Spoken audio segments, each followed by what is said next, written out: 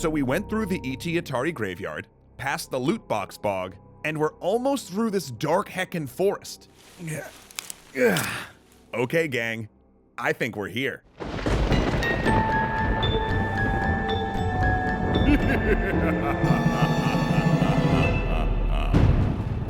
Hey look, this place has its own lectern and everything. What are the odds? Happy Halloween, everyone, and welcome to the spookiest games you might not have tried of the year. I've invited you and the EC crew to this totally normal house to explore the winding halls and deepest depths of some of the darkest, creepiest, and jump-scariest games you possibly haven't heard of. Now, as always, they may not all be good, but they will each have something unique to learn from playing them.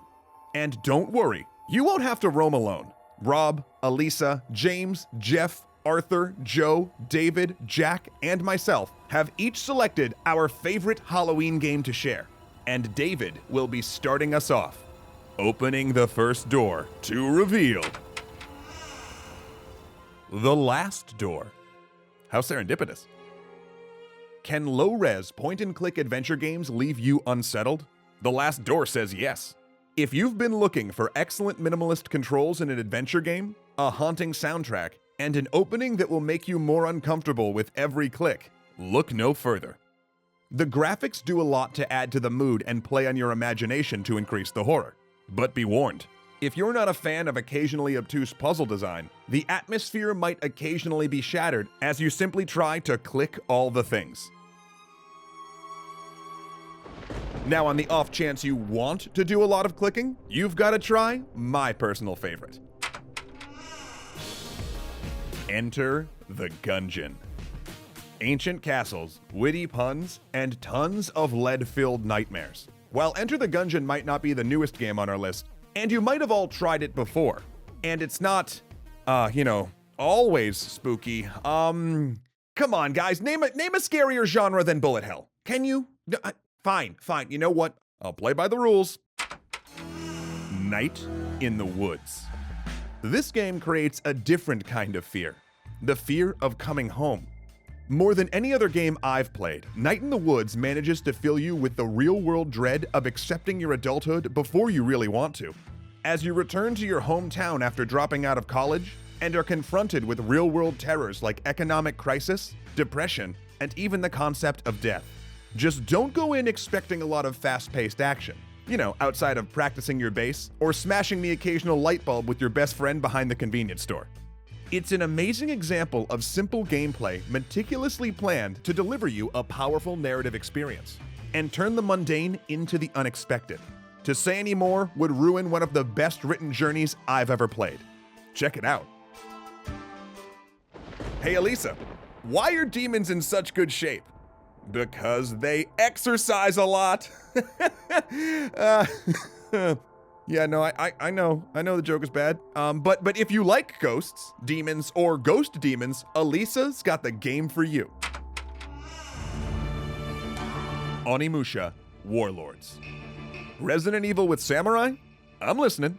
Oh, and you're gonna throw in the evil ghost demon Nobunaga? I'm sold. Though the story is a bit lacking, and it's more combat-focused than a lot of psychological horror out there, some of the demon design is great, even if the 17-year-old graphics look a little dated. Plus, fun design fact, a spooky bug in Onimusha that caused enemies to get stuck in the air if they were slashed repeatedly was one of the inspirations for Devil May Cry's combat system. One of the most thoughtful games on today's list comes from Arthur. We Know the Devil. In this visual novel, you play as a group of campers on the lowest rung of a summer camp's hierarchy. Each hour spent in the camp, the player is asked to choose which two of the three characters will spend time together, and which one must sit out. We Know the Devil isn't a particularly scary game on the surface. It's got a little bit of body horror and a wonderfully eerie soundtrack to go with it, but the real horror is how desperately lonely we can all feel. Now, as our resident connoisseur of older school games, Jeff is just dying to share this old classic with you all. F.E.A.R.